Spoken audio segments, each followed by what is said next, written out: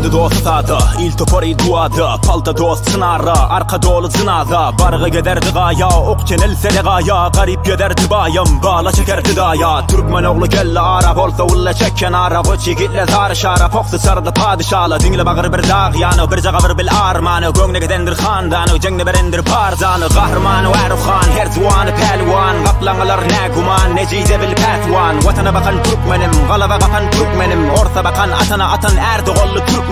Mahdum guli paragili el galamlı Türkmenim. Safar mırad adı diri aşkabatlı Türkmenim. Oraz Xanu hem de bar, anne geldi Bilge Xan. Kurşat alıp artalan, Oğuz Xalı Türkmenim. Tanrı dağ derede gezen, bağrızanı berene beren. Nıftıkarlı kepene beden, ölse adi yine de gelen. Türkmen oğlu al yere, canı ele, öllü döktü kan yere. Zörü bağdı kan gede, yaş döktü tay gede. Teymur